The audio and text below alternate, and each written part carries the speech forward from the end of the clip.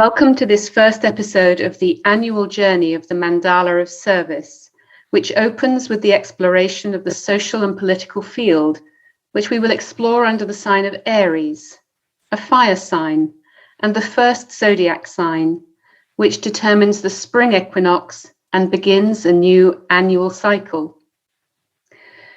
When we think of Aries people, we think of bold, confident, and fearless people getting what they want.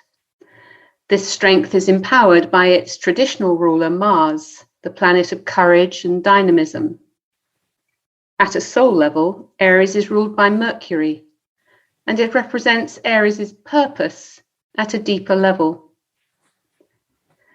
The service field of politics is described by the teachings of ancient wisdom as animated by practitioners who will concern themselves with the political factors of each nation, who will work in the field of human government, will deal with the problems of civilization and relations between nations, and that beyond that, they will aim at understanding between peoples. My name is Lorraine Flower. I'm with the Community of Living Ethics in Umbria, Italy, and I will be your guide through this session where we have invited Marco Toscano, an expert in international cooperation, to be our guest for this episode, as with his help and experience, we explore this field of politics. Welcome, Marco. Thank you. Thank you, Lorraine. Thanks for having me.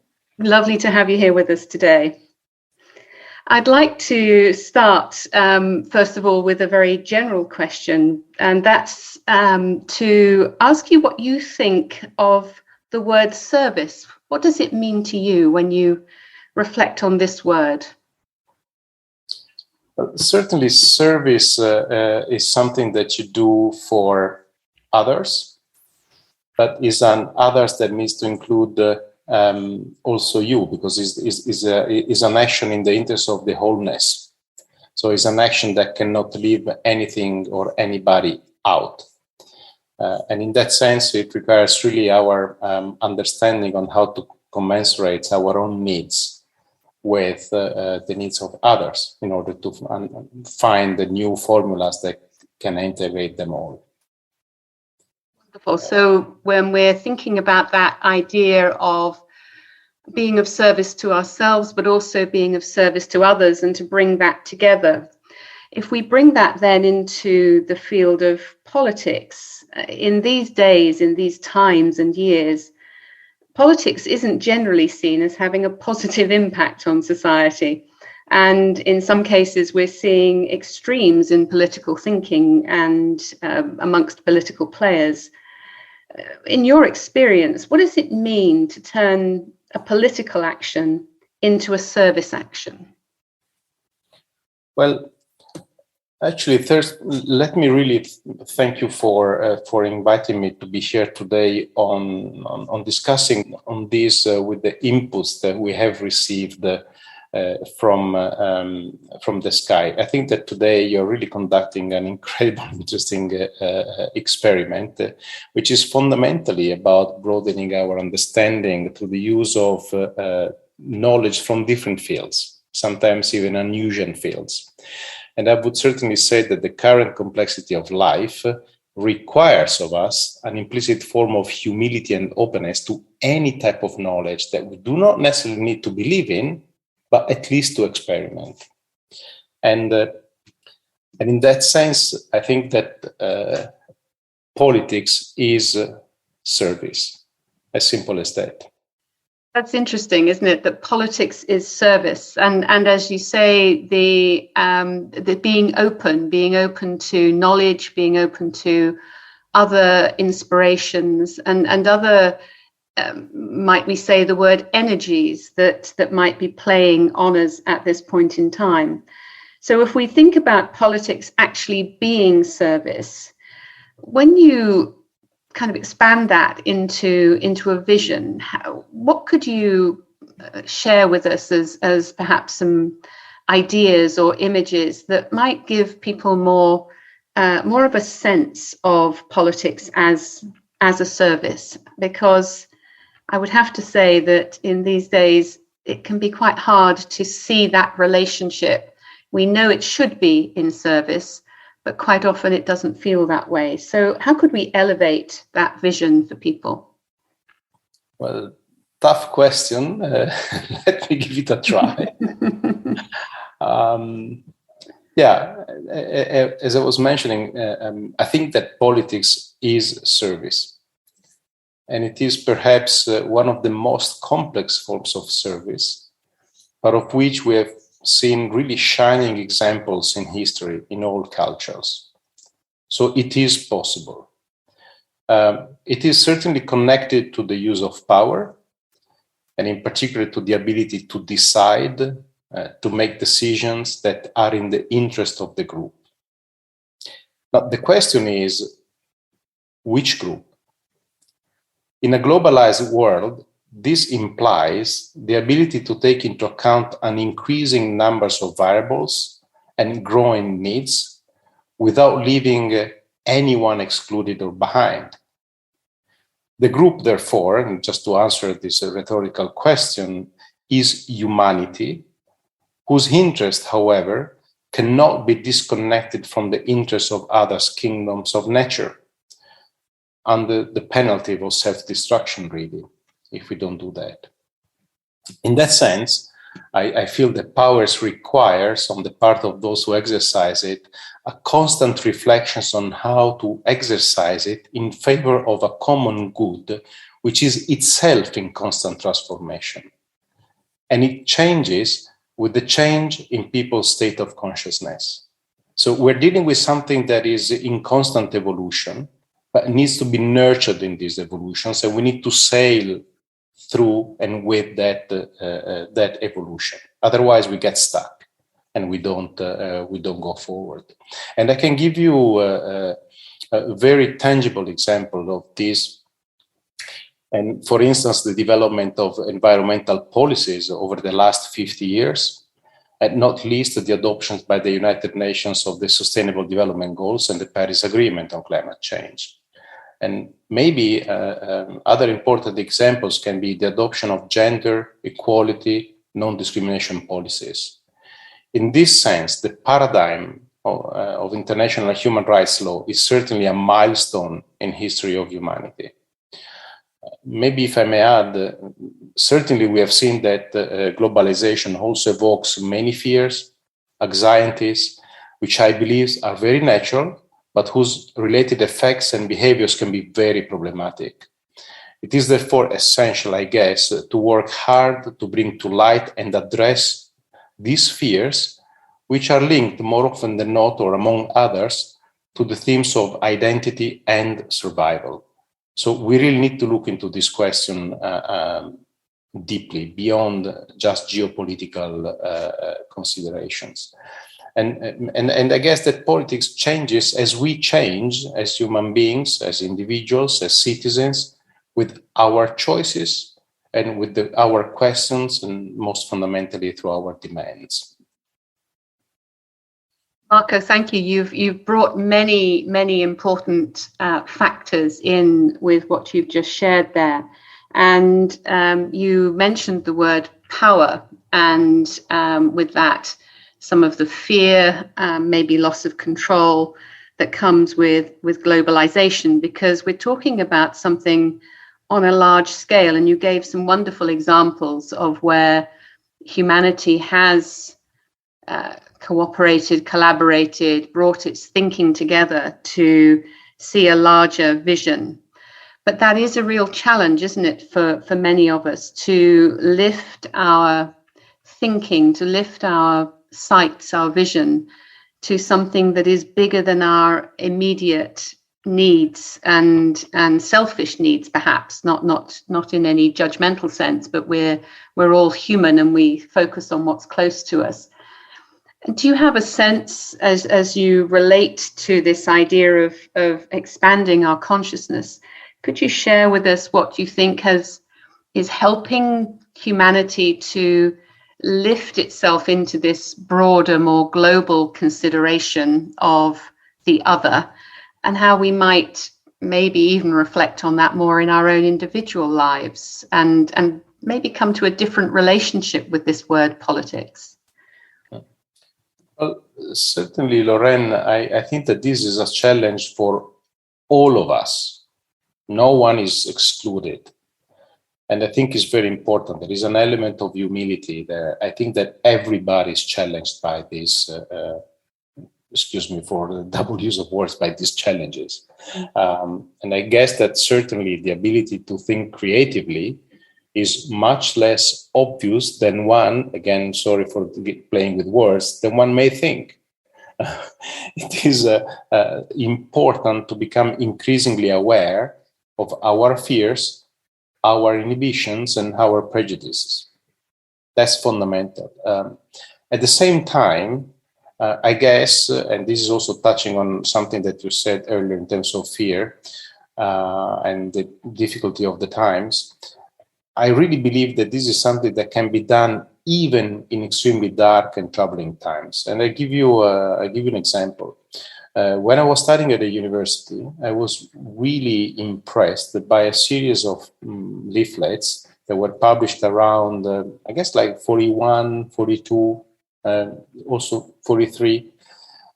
Therefore, in really dark years of World War II, which were indeed already imagining and planning what should have happened for the better after and beyond the end of World War II. I was really, really impressed by the strength of mind that these people surely had and the strength of consciousness that they had in order not to be discouraged by the terrifying reality that certainly was surrounding them. And maybe an important element of this architecture that they were thinking in difficult times, in times when even the vast majority of the things they were considering the League of Nations a failure. Despite of that, these people were conceiving an even better organization. And in fact, this, as part of this architecture that they were imagining, that was the creation of the United Nations, the UN. And I guess that the UN is certainly an experiment which is still in progress, and certainly it has many difficulties, as we can see it on a daily basis. However, at the same time, I guess that is also an incredible experiment in developing the human capacity to collectively decide for the common good and to constantly imagine this common good in its constant evolution. It's a little bit touching upon some of the aspects that I mentioned earlier. And I think that a good example, again, is international human rights law, the Sustainable Development Goals, decolonizations, and etc. But we need to be committed ourselves to learn to think better and better. We think every day, and we think that thinking is easy and normal. Well, it's not. It's like, as you learn to cook, as you learn to swim, as you learn to do anything, we should be humble enough to understand that we need to learn to think throughout our entire life. This again has brought forward some very important principles for me, I think, as we're exploring this field of politics, because I think quite often when certainly I've been involved in conversations about politics with family members, group members, people in general, there's a tendency to consider politics as something that is happening amongst politicians and amongst governments and amongst institutional bodies such as the UN. And of course it is happening there, and that is the organized field of politics. And yet my sense increasingly, and also sparked by what you're saying, is that each one of us is involved in the field of politics. We are politics, we are policy, we are part of the fabric of society. And how we show up in our own lives affects the political thinking and political climate. And so I heard you inviting us to, in a sense, take up our place in that field of politics by opening our vision, by opening our sense of what will come beyond some of these darker times or challenges. And this process of thinking is obviously very, very important. As an individual, what would you be encouraging me to be doing and thinking so that I can be taking my place in this larger field of politics? Another tough one. Sorry, Marco, I want to get full value. I think what you said earlier is very important in the sense that we have to admit that there are many fields of lives that are complex, but the very same fact that there are many, it makes, of course, a little difficult for each single human being to understand everything. Hence the value of working as a group. Then I guess that at the same time it's important to always retain a little bit of ownership. So yes, there are politicians that are experts in certain topics, they're expert in the machinery, they are expert in certain processes. But at the same time, as we do in medicine with the doctors or whenever we have an issue, we don't delegate 100% to the experts. We need to retain our sense of guiding, and then we work with the experts to help us take us where we want to be. If we delegate to others what is wanted, then we've got to accept that things may go differently from what we may expect.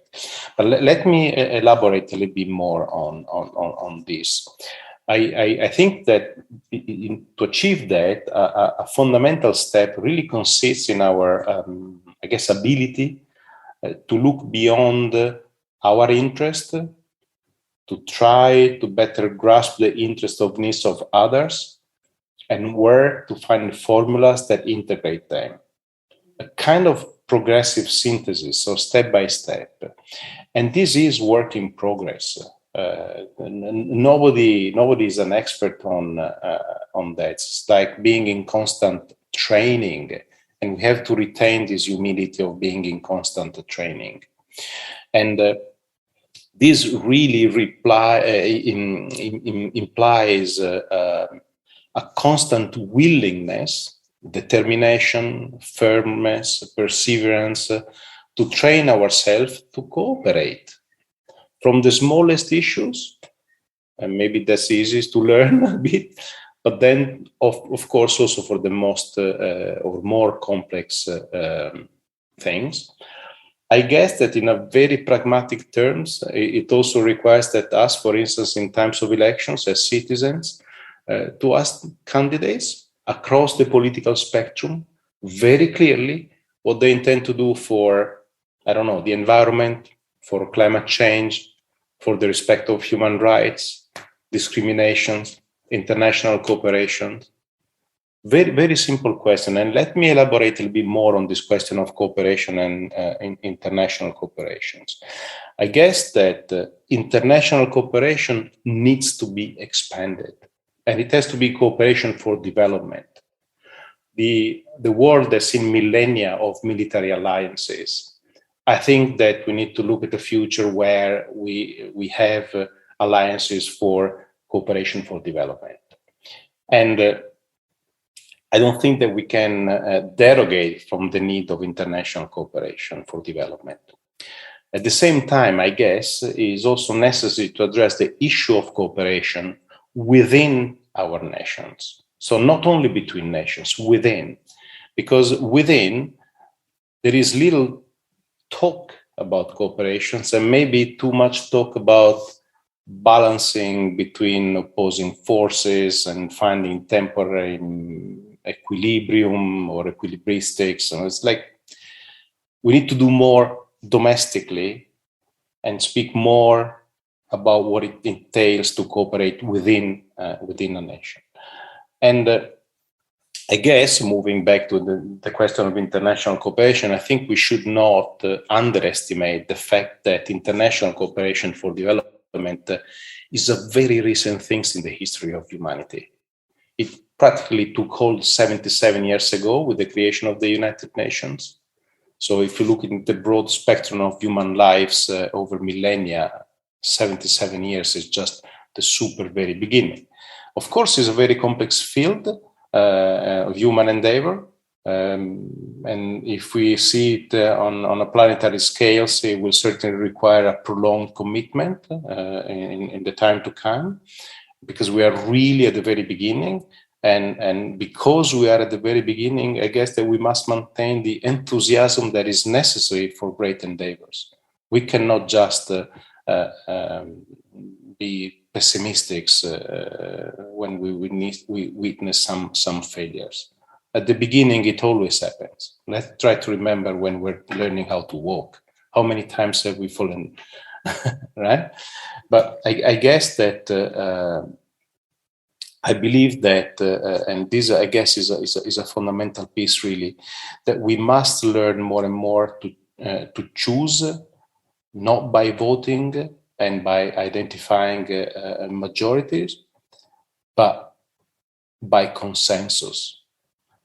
It is certainly a very long and challenging way, but at the same time, there are already encouraging signs of feasibility in that sense. Within the UN, for example, within the United Nations, many important results, such as the adoption of the Sustainable Development Goals, have been achieved precisely through consensus. So it's doable. Thank you, Marco. Again, you've given us many seeds there to reflect on, and certainly this factor of time, because again, as humans, we see things in a very immediate sense, but maybe don't sometimes step back enough to see things in a broader context. And as you say, international cooperation is very much in its infancy in real terms, and therefore some patience and humility is needed.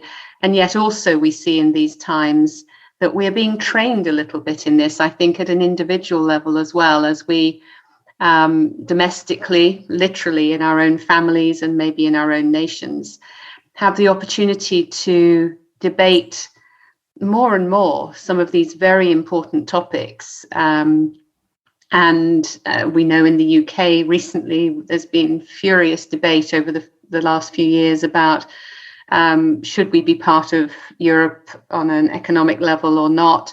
That brought a lot of discussion into family homes and friendship groups and so on.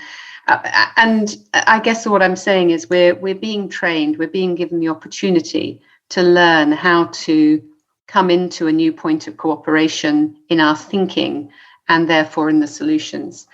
As we close here today, and I know we could go on for many more hours because of the themes that are coming up here, but as we close our discussion here today, I wonder if you're able to leave our listeners with one suggestion, one step, one thing that you'd like to underline very synthetically, that they can take away and apply in their own lives. Thank you, Lorraine.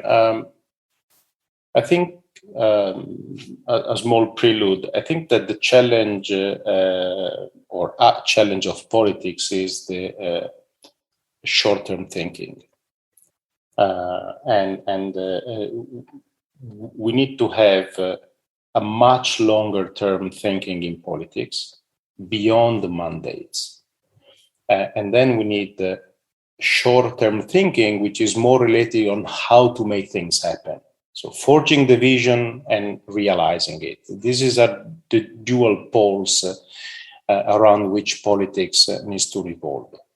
So not short-term objectives, long-term objectives, and work hard to materialize in them with perseverance beyond the mandates of MPs, of governments, and you name it. So maybe what I would like to leave with you out of this very stimulating conversation is that It's we have to be committed for the long run. So it needs really our strong determination. It is doable. There is no doubt about that. But we also have to be conscious about the important homework that we have to do as individuals, because the collective will not get better if I don't get better as an individual. Thank you, Marco. Thank you. Yes. So we all can take away from this that commitment to lift our heads up, lift our sights up, get involved, get better in our thinking, get longer term in our thinking, and to hold that vision for international cooperation and a true one humanity. So I'd love to say a huge thank you on behalf of our listeners, and thank you for being part of this first podcast as we begin our journey in the Mandala of Service. On behalf of everyone, I'd like to thank Marco for his time today, and we will see you all next time. Thank you very much. Thank you. Thank you very much, Lorraine, for having me. Thank you, Marco. Thank you. A great pleasure.